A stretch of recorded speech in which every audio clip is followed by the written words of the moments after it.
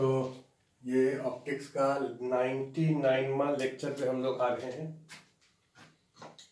इस लेक्चर में 99वां लेक्चर में हम लोग वैसा क्वेश्चन करने जा रहे हैं जिसमें कि रिफ्रैक्शन एंड रिफ्लेक्शन दोनों यूज होता है। Question based on combination of reflection and refraction. Question क्या है तो जरा समझ लीजिए। क्वेश्चन ये है कि ये एक लेंस पहले से था, एक लेंस ऐसा है। इस लेंस का नाम क्या होगा? कॉनकेवो कॉन्वेक्स लेंस। ये सरफेस कॉनकेव है और ये कॉन्वेक्स है, इसको कॉनकेवो कॉन्वेक्स लेंस कहेंगे। और इसका जो मटेरियल है उसका रिफ्रैक्टिव इंडेक्स दिया हुआ है 1.5 और दोनों सरफेस का रेडियस दिया हुआ है, एक का 10 सेंटीमीटर और दूसरे का 20 सेंटीमीटर। तो किसका रेडियस 10 होगा, किसका रेडियस 20 होगा, ये आप बता सकते हैं। पहले आपको समझाए हैं, बोलो किसका 10 किसका 20। जो सरफेस ज्यादा फ्लैट होगा, फ्लैट, उसका रेडियस ज्यादा होगा। अगर बिल्कुल फ्लैट है तो उसका रेडियस इन्फिनिटी होगा, और जो जितना ज्यादा कर्व्ड होगा उसका रेडियस उतना ही कम होगा। तो आप देखो, ये वाला जो सरफेस है, ये वाला सरफेस इस सर्कल का पार्ट है, और ये वाला जो सरफेस है वो इससे बड़ा सर्कल बनेगा। ये देखो ऐसे, क्योंकि ये इससे ज्यादा फ्लैट है। जैसे जैसे आप इधर आते जाएंगे वैसे वैसे फ्लैट होता जाएगा। और अगर ये बिल्कुल ऐसे हो जाए, स्ट्रेट हो जाए, तो उसका रेडियस इन्फिनिटी हो जाएगा। तो इसका मतलब इस वाले सरफेस का रेडियस 10 सेंटीमीटर होगा और इस वाले सरफेस का रेडियस 20 सेंटीमीटर। अब क्वेश्चन ये कहा गया है कि ये जो लेंस है इसके एक सरफेस को पॉलिश कर दीजिए, अंदर से, बाहर से रफ रहने दीजिए। मतलब एक सरफेस को आप मिरर बना दीजिए, इसको आप पॉलिश कर दीजिए, मतलब ऐसा बना दीजिए। ये इधर से रफ है और अंदर से पॉलिश्ड है। ये जो एलिमेंट हुआ उस एलिमेंट को हम यहां दिखाएं। तो आपको लैंग्वेज में लिखा रहेगा कि एक लेंस है जिसका कि दो रेडियस है 10 एंड 20 सेंटीमीटर, और एक सरफेस को पॉलिश कर दी है। तो बताइए कि अगर यहां पर एक ऑब्जेक्ट रखते हैं इससे 12 सेंटीमीटर पर, तो इसका इमेज कहां बनेगा? या क्वेश्चन पूछ सकता है कि इसका फोकल लेंथ क्या होगा। या क्वेश्चन ये भी पूछ सकता है कि ये जो एलिमेंट है जो दिख रहा है आपको, ये लेंस है कि मिरर है। ये 3 सवाल पूछा जा सकता है। तो एक एक करके इसका आंसर हम आपको देते हैं। तो डायग्राम यहां पर लिखा है। क्वेश्चन आपसे पूछा गया फाइंड पोजीशन ऑफ इमेज, और कुछ लिखे नहीं है। अंडरस्टूड है। एक लेंस है जिसको आप पॉलिश कर दिए हैं, यहां पर ऑब्जेक्ट रखे हैं, तो इमेज का पोजीशन क्या होगा? तो इमेज का पोजीशन कैलकुलेट कर रहे हैं। देखिए,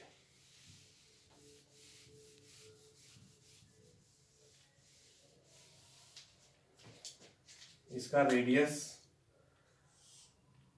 लिखे थे 10 सेंटीमीटर और इसका रेडियस लिखे हैं 20 सेंटीमीटर।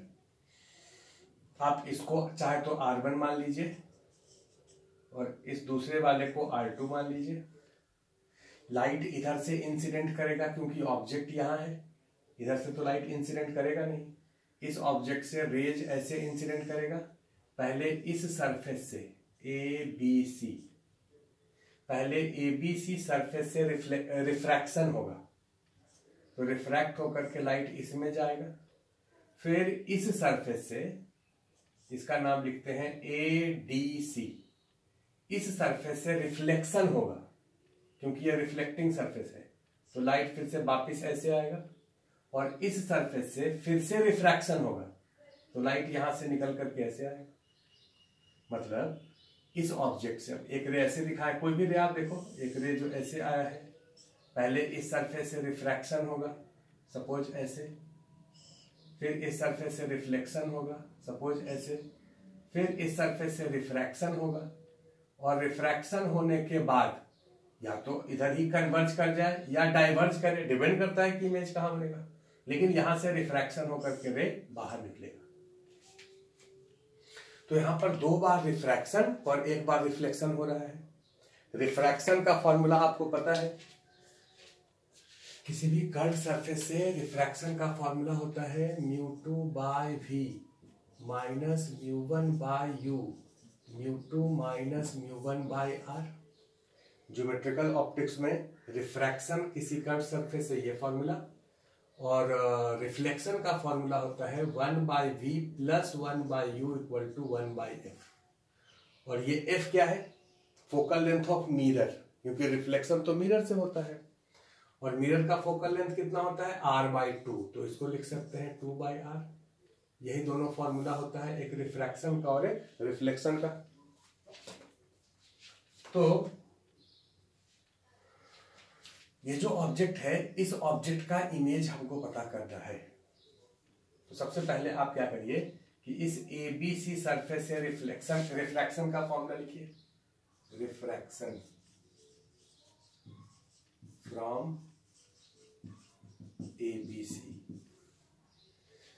ये जो ABC सरफेस है, लाइट इस मीडियम से इस मीडियम में जा रहा है। ये वाला मीडियम एयर है और ये वाला मीडियम का रिफ्रैक्टिव इंडेक्स म्यू है। तो लाइट अगर इससे इसमें जा रहा है तो ये μ2 होगा और ये μ1 होगा। μ2 के जगह कितना लिख दे? म्यू बाय v1, क्योंकि इससे जो इमेज बनेगा वो फाइनल इमेज नहीं है, वो पहला इमेज है। तो μ2 by v minus μ1 by u, ये डिस्टेंस। अभी साइन कन्वेंशन नहीं रखे हैं, इस डिस्टेंस को u माने।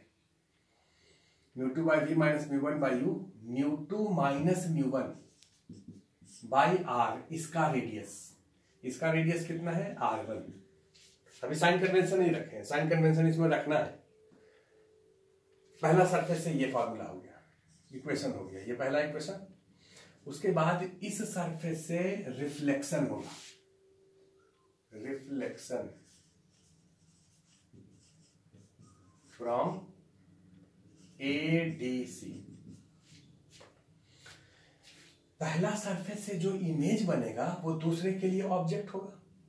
अब चूंकि इसके बीच का थिकनेस तो नेग्लिजिबल है, अगर इसके बीच का थिकनेस दिया रहता, ध्यान से इस बात को समझना है, अगर इस दोनों सरफेस के बीच का थिकनेस 1 सेंटीमीटर दिया रहता तो आप क्या करते? यहां R1 का वैल्यू और U का वैल्यू आप रख देते और V1 का वैल्यू कैलकुलेट करते। कैलकुलेशन करने के बाद इससे इमेज अगर इधर बन रहा है, सपोज V1 यहां है, तो इससे डिस्टेंस होता ये डिस्टेंस प्लस थिकनेस, और अगर इस सरफेस से इमेज इधर बन रहा है तो इससे उसका डिस्टेंस होता V1 माइनस थिकनेस। मतलब आपको V1 कैलकुलेट करना पड़ता और उसमें या तो थिकनेस को ऐड करते या थिकनेस को सबट्रैक्ट करते, जिससे कि ADC के लिए ऑब्जेक्ट डिस्टेंस निकल जाता। लेकिन अभी हम लोगों को इस V1 को कैलकुलेट करने का जरूरत नहीं है, क्योंकि V1 का वैल्यू अगर प्लस 30 आया है, सपोज प्लस 30 का मतलब यहां से इधर 30 सेंटीमीटर पर, तो इससे भी डिस्टेंस 30 ही रहेगा, क्योंकि ये नेग्लिजिबल है। और अगर V1 का वैल्यू माइनस 30 आया है का मतलब इससे इमेज इधर बनेगा, तो ये डिस्टेंस चूंकि नेग्लिजिबल है तो यहां से भी डिस्टेंस उतना ही होगा। मतलब इस इक्वेशन को अभी आपको कैलकुलेट करने का जरूरत नहीं है। पहले सरफेस से जो इमेज बनेगा वो दूसरे सरफेस के लिए डायरेक्ट ऑब्जेक्ट जैसा बिहेव करेगा। अब इस दूसरे सरफेस से रिफ्लेक्शन लिख रहे हैं, इसके लिए ये वाला फॉर्मूला देखो, 1 बाय v, तो v के जगह v2 लिखे हैं, क्योंकि इससे जो इमेज बनेगा वो भी फाइनल नहीं है, क्योंकि यहां से फिर से एक बार यहां से रिफ्लेक्शन के बाद फिर से रिफ्रैक्शन होगा, और यहां से जब बाहर निकलेगा, ये बाहर निकला है, तो उसके बाद अब रिफ्लेक्शन नहीं है, तो इससे जो इमेज बन रहा है वो दूसरा इमेज होगा। तो 1 बाई v के जगह v2 प्लस 1 बाई u के जगह v1, इसका इमेज v1 पर था, is equal to 2 by r, इसका रेडियस, और इसका रेडियस आप कितना माने हैं R2। इसमें भी साइन अभी नहीं रखे हैं, अनसाइंड है, ये दूसरा इक्वेशन। अब इससे जो इमेज बना है V2 वो इसके लिए फिर से ऑब्जेक्ट होगा, क्योंकि लाइट ऐसे इंसिडेंट किया है इस डायरेक्शन में। इस वाले सरफेस से दूसरा बार रिफ्रैक्शन लिख रहे हैं, refraction second time by ABC। बोलिए, जब लाइट इससे दूसरी बार रिफ्रैक्शन करेंगे तो लाइट इस मीडियम से इस मीडियम में आएगा, मतलब ये μ2 होगा। ये फॉर्मूला लगा लें, μ2 के जगह लिखेंगे 1/v। अब इसके बाद जो इमेज बनेगा वो फाइनल इमेज होगा, माइनस μ1 के जगह पर mu by μ2/v minus μ1/u, और इसके लिए u होगा v2 equal to μ2 minus μ1, 1 minus mu by इसका रेडियस कितना है R1। इसमें अभी साइन नहीं रखे हैं। अगर थिकनेस नेग्लिजिबल है तो आपको तीनों स्टेप पे कैलकुलेशन करने का जरूरत नहीं है। आप इस तीनों इक्वेशन को लिख दीजिए, क्योंकि पहला से जो इमेज होगा दूसरे के लिए ऑब्जेक्ट होगा, दूसरा से जो इमेज होगा वो तीसरे के लिए ऑब्जेक्ट होगा, और तीसरा से जो इमेज होगा वो फाइनल इमेज होगा। अब इस तीनों इक्वेशन से V1 और V2 को हम एलिमिनेट करते हैं, खत्म करते हैं, क्योंकि उसका काम नहीं है, हमको V का काम है और U दिया हुआ है। तो आप सबसे पहले क्या करिए कि इस इक्वेशन में म्यू से मल्टीप्लाई कर दीजिए। सबसे पहले क्या करिए, इस इक्वेशन में कितने से मल्टीप्लाई कर दीजिए, म्यू से। पूरे इक्वेशन में म्यू से मल्टीप्लाई करने में कोई फर्क नहीं पड़ेगा। अब इसको और इसको ऐड कर दीजिए, मतलब 2 × म्यू + 3। ये प्रोसेस हम लोग कर रहे हैं। इसको जब इससे ऐड कर दोगे तो ये और ये कैंसिल हो गया, यहां बच गया 1/v plus μ/v1 left hand side में, और राइट हैंड साइड में 2μ/r2 प्लस 1 माइनस μ/r1। ये हो गया चौथा इक्वेशन। अब इस इक्वेशन और इस इक्वेशन से v1 को हटाना है, तो आप 4 में से 1 को घटा लीजिए। अप्लाई 4 माइनस 1, इसमें से इसको घटाइए, तो इसमें से इसको सब्ट्रैक्ट करेंगे तो ये और ये कैंसिल हो जाएगा, यहां बच जाएगा 1/v, और यहां माइनस माइनस प्लस 1/u। इसमें से इसको घटाना है,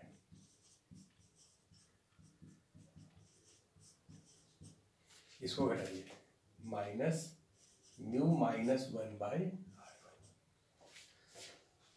अब इसको एक बार रीअरेंज कर लेते हैं, यहां लिख लेते हैं 1/v plus 1/u is equal to, ये है 2μ/r2। और आप क्या करिए कि यहां से माइनस को बाहर ले आइए, तो ये प्लस हो जाएगा 1 माइनस μ/r1, और माइनस लाएंगे तो 1 माइनस μ/r1, दोनों जुड़ जाएगा तो 2 1 माइनस μ/r1। ये जो इक्वेशन है वो इस एलिमेंट के लिए है, इस एलिमेंट से ये फाइनल इमेज है और ये इनिशियल ऑब्जेक्ट है। ये तीनों इक्वेशन को जब आप लिखे थे तो साइन आप यूज नहीं किए थे, साइन कन्वेंशन, तो इसको जब आप कैलकुलेशन करेंगे तो आपको साइन कन्वेंशन यूज करना पड़ेगा, साइन कन्वेंशन यूज करना पड़ेगा। अब अगर तुमसे पूछे कि भाई ये जो एलिमेंट है, ये एलिमेंट का फोकल लेंथ क्या होगा, 3 क्वेश्चन इसमें पूछा जाएगा। आपको जो अभी असाइनमेंट दिए हैं उसमें भी 3 तरह से क्वेश्चन पूछा जाएगा।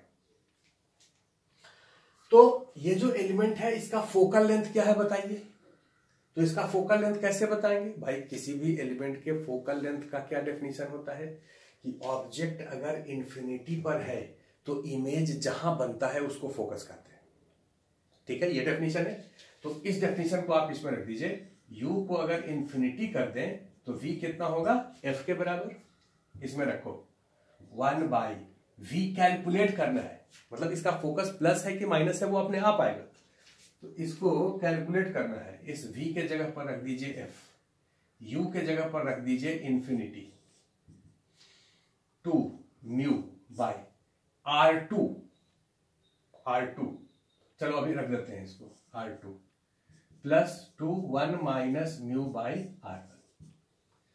अभी इसमें साइन नहीं रखे हैं, साइन रखना है। 1 बाई एफ, ये टर्म तो जीरो हो गया। 1 बाई एफ कितने के बराबर? इतने के बराबर। अब इसमें वैल्यूज आप पुट कर दीजिए तो फोकस आपका आ जाएगा। कर देते हैं।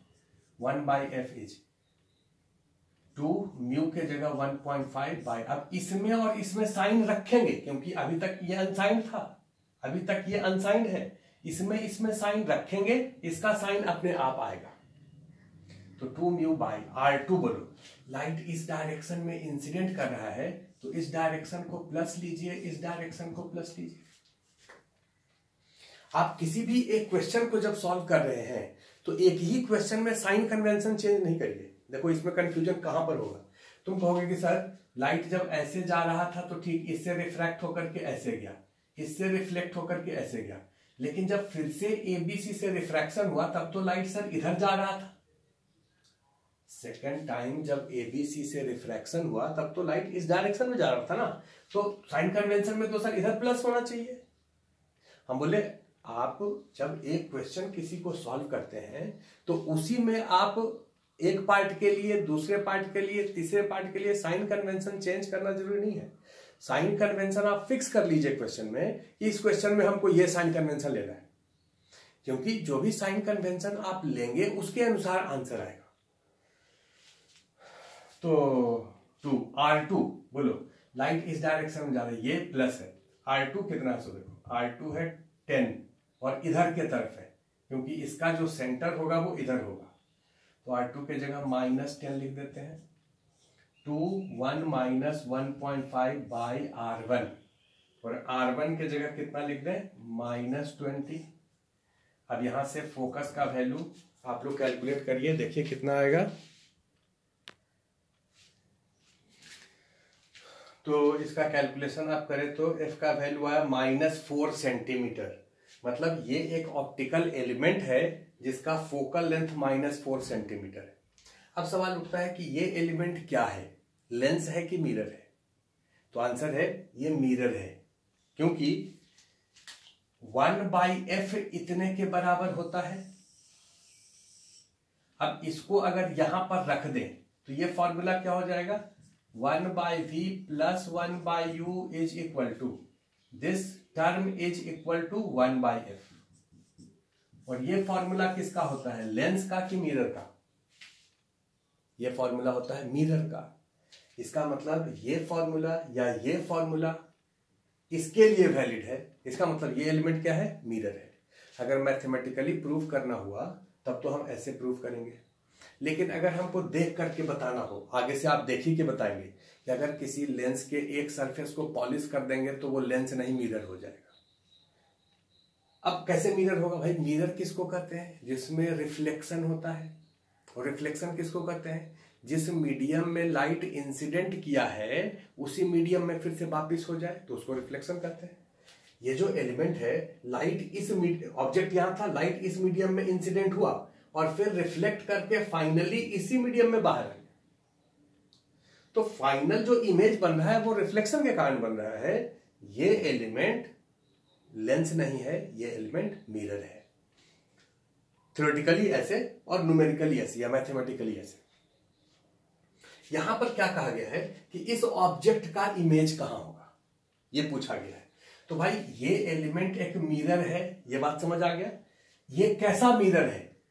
तो कहो ये ऐसा मिरर है जिसका फोकल लेंथ -4 सेंटीमीटर है।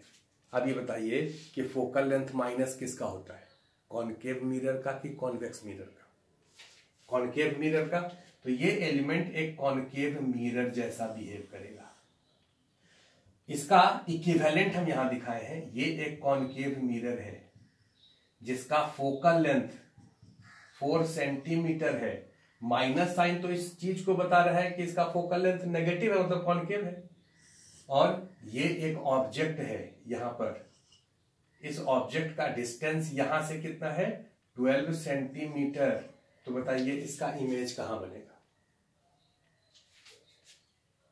ये जो मिरर है उसका ये फॉर्मूला आप जानते हैं, इस फॉर्मूला में इसको रख दीजिए या इसी फॉर्मूला में रखिए। भाई 1/f जो है इसका वैल्यू तो आप कैलकुलेट कर लिए ना, f का वैल्यू 4 आया, तब उस 4 को इसमें रख देंगे।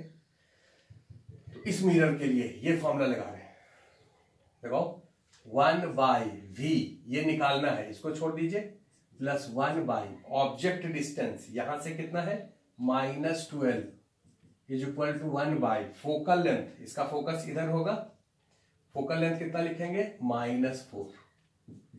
यहां से v का वैल्यू देखो कितना आएगा,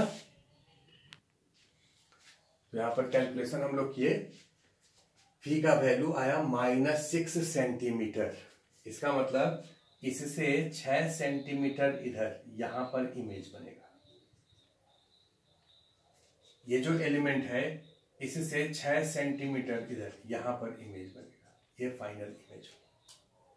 इसका मतलब यहां से जो लाइट ऐसे आप दिखाए हैं, ये लाइट रिफ्लेक्ट होकर के ऐसे आएगा। ये देखो, ये थोड़ा सा यहाँ पर आप रे डायग्राम से भी अगर समझना चाहते हैं, तो ये जो रे ऐसे गया है वो नॉर्मल के तरफ बेंड किया ऐसे, और नॉर्मल के तरफ बेंड करने के बाद फिर ऐसे हुआ और फिर रिफ्लेक्ट होकर के ऐसे हुआ, ये इमेज बनेगा। तो ये मेथड, इस मेथड से आप कॉन्सेप्चुअली बात को समझे। क्वेश्चन बनाना, क्वेश्चन आपसे तभी बनेगा जब कॉन्सेप्ट क्लियर होगा। तो हम लोग कॉन्सेप्चुअली समझे, ये जो ऑब्जेक्ट है उसका इससे रिफ्रैक्शन हुआ, इससे रिफ्लेक्शन हुआ, इससे रिफ्रैक्शन हुआ, फाइनल इमेज बना। ज्योमेट्रिकल ऑप्टिक्स में रिफ्रैक्शन और रिफ्लेक्शन का फॉर्मूला ही आपको हर जगह यूज करना है। लेकिन अगर इस वाले क्वेश्चन को आप दूसरे मेथड से अब बताने जा रहे हैं, आगे से जब क्वेश्चन हम देंगे तो आप दूसरे मेथड से ही सॉल्व करेंगे। ये तो आपके कॉन्सेप्ट को समझने का है। तो दूसरे मेथड से कैसे सॉल्व करते हैं इसको जरा आप समझते हैं। तो सेकंड मेथड में जरा फिर से समझिए, ये जो एलिमेंट है इस एलिमेंट का फोकल लेंथ हम लोगों को निकालना है और इस ऑब्जेक्ट का इमेज कहां बन रहा है यही हम लोगों को निकालना है। क्वेश्चन यही है। ये जो एलिमेंट है इस एलिमेंट को हम क्या कह सकते हैं, ये एक लेंस और मिरर का कॉम्बिनेशन है। सपोज करो ये सरफेस अगर पॉलिश्ड नहीं होता तो ये एक लेंस होता ऐसा, जिसका ये सरफेस का रेडियस 20, इसका रेडियस 10 और इसका रिफ्रैक्टिव इंडेक्स 1.5। इसको अगर हम पॉलिश नहीं करें तो ये एक ऐसा लेंस होगा। और अगर हम केवल इस वाले मिरर को कंसीडर करें, अलग से केवल इस मिरर को लिए, इस वाले उसको यहां दिखाएं, इसका रेडियस कितना है 10 सेंटीमीटर।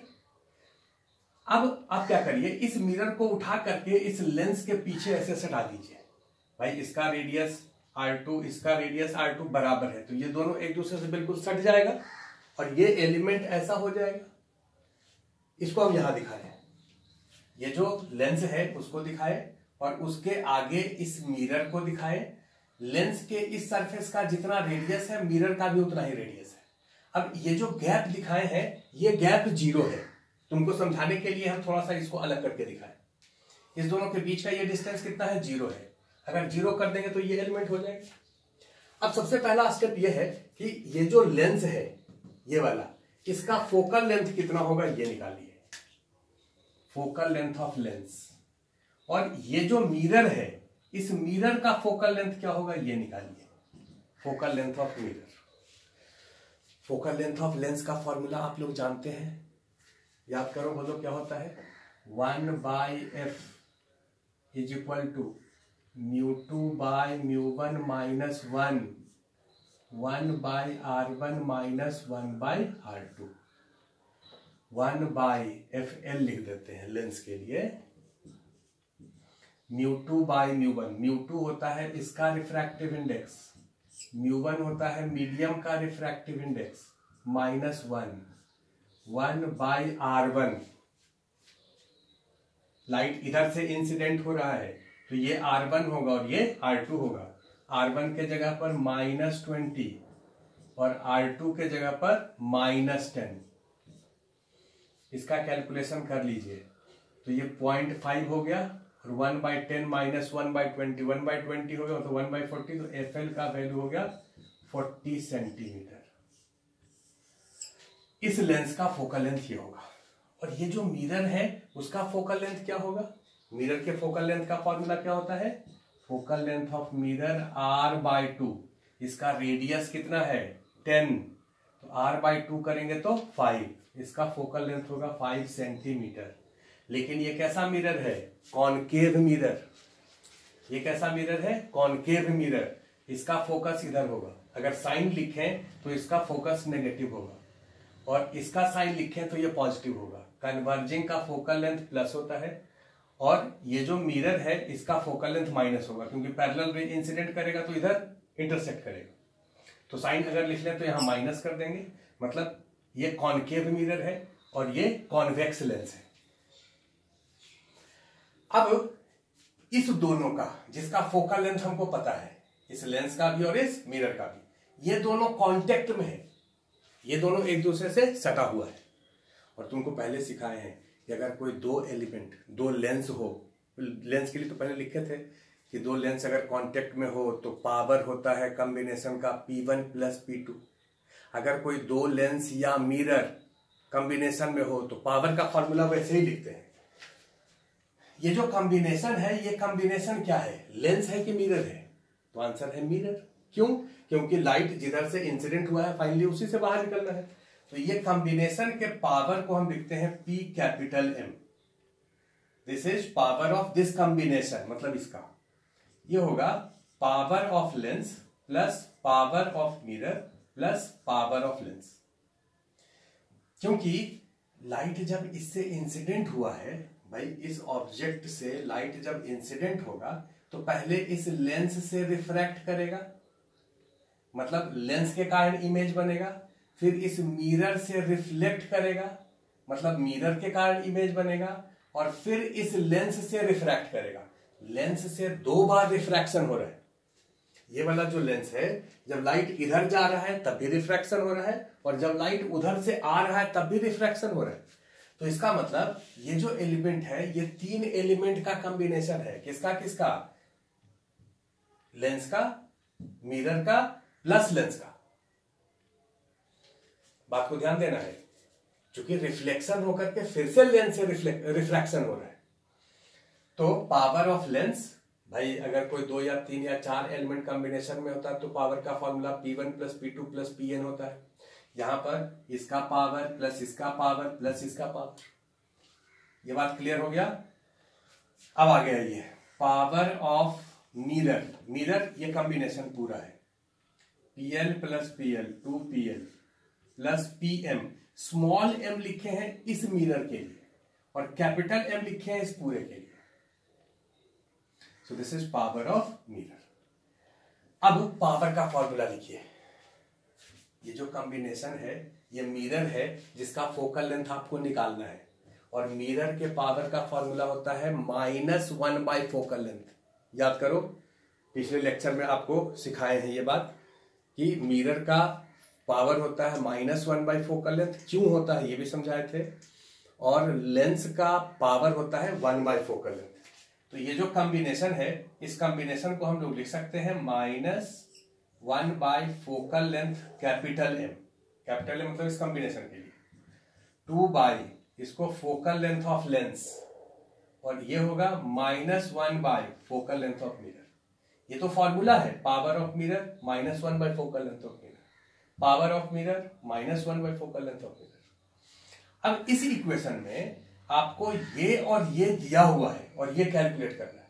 अभी तक साइन कन्वेंशन आप यूज नहीं किए। यहां देखो, आप जो यहां से यहां लिखे हो ये साइन नहीं लिखे हो, ये तो इसका फॉर्मूला है। अब साइन कन्वेंशन यूज करेंगे, जब कैलकुलेशन करते हैं उस समय साइन कन्वेंशन यूज करते हैं। तो इसमें अब साइन कन्वेंशन यूज करेंगे। बोलिए -1 बाय, ये आपको कैलकुलेट करना है, इसको छोड़ दीजिए। 2 bye focal length of lens, lens का फोकल लेंथ कितना है +40, क्योंकि कन्वर्जिंग लेंस है, -1 bye focal length of mirror, mirror का फोकल लेंथ कितना है -5। अब इसको कैलकुलेट करिए और फोकल लेंथ ऑफ कॉम्बिनेशन पता करिए। तो इसका फोकल लेंथ का वैल्यू आएगा -4 सेंटीमीटर। इसका मतलब ये जो कॉम्बिनेशन है, ये कॉम्बिनेशन कैसा मिरर है जिसका फोकल लेंथ माइनस है, का मतलब ये कॉम्बिनेशन कॉनकेव मिरर है। इसके जगह पर हम कॉनकेव मिरर को लिखे जिसका फोकल लेंथ है -4 सेंटीमीटर। अब इस कॉनकेव मिरर से आगे यहां पर एक ऑब्जेक्ट रखा है 12 सेंटीमीटर पर, तो उसका इमेज कहां बनेगा? तब ये तो फॉर्मूला, अब तो क्वेश्चन आसान हो गया कि भाई कॉनकेव मिरर फोकल लेंथ दिया है, ऑब्जेक्ट डिस्टेंस दिया, तो इमेज डिस्टेंस निकाल लीजिए। तो फॉर्मूला आप कौन सा लिख देंगे? 1/v plus 1/u 1/f। 1/v निकालना है, 1 ऑब्जेक्ट डिस्टेंस -12, फोकल लेंथ -4। तो यहां से v का वैल्यू आप निकाल लीजिए। v कितना आएगा? ये प्लस इधर जाएगा तो 12 -6। आंसर वही आ गया जो पहले था। तो आगे से हम लोग इस मेथड से सॉल्व करेंगे। तो इसी क्वेश्चन का सेकेंड पार्ट हम पूछ रहे हैं। ये पहले आपको अटेम्प्ट करना है। आप पहले क्वेश्चन समझ लीजिए क्या है। ये जो एलिमेंट आपको दिया हुआ था, एक लेंस था जिसका दोनों सरफेस का रेडियस दिया है 20 और 10। अब आप इस सरफेस को पॉलिश ना करके इस सरफेस को पॉलिश कर लीजिए। इस सरफेस को पॉलिश करेंगे तो ये ऐसा हो जाएगा। इसका रेडियस 20 है, लिख दिए। इसका रेडियस 10 है, लिख दिए। रिफ्रैक्टिव इंडेक्स 1.5 है, लिख दिए। इस सरफेस को अगर पॉलिश कर दिए, अब बताइए ये जो एलिमेंट है, ये एलिमेंट क्या होगा? लेंस होगा कि मिरर होगा? तो आंसर आप कहेंगे मिरर होगा, क्योंकि अब ऑब्जेक्ट को आप इधर तो रखेंगे नहीं। रियल ऑब्जेक्ट को क्या इधर रख सकते हैं? इधर तो वर्चुअल ऑब्जेक्ट होता है, रियल ऑब्जेक्ट को तो आप इधर रख नहीं सकते। अगर हम कोई ऑब्जेक्ट को यहां पर रखें, यहां से 12 सेंटीमीटर पर, यह है 12 सेंटीमीटर, तो इस ऑब्जेक्ट का इमेज कहां बनेगा? क्वेश्चन बिल्कुल वही है जो पहले था। ऑब्जेक्ट डिस्टेंस सेम है, केवल हम इसको पॉलिश कर दिए। अब जब इसको पॉलिश किया है तो ऑब्जेक्ट को इधर न रख करके इधर रख दिए। इस ऑब्जेक्ट का इमेज कहां बनेगा? इसका फोकल लेंथ कितना होगा, ये आपको बताना है। वीडियो को पॉज करिए और इस क्वेश्चन को अपने आप सॉल्व करिए, उसके बाद इसका सलूशन देखिएगा। तो चलिए, आप लोग अटेम्प्ट कर लिए होंगे। अब आप इसको हम समझा रहे हैं, इसको समझो। ये बताओ कि ये जो एलिमेंट है ये एक मिरर है। ये जो सरफेस है ये अगर पॉलिश्ड नहीं होता तो ये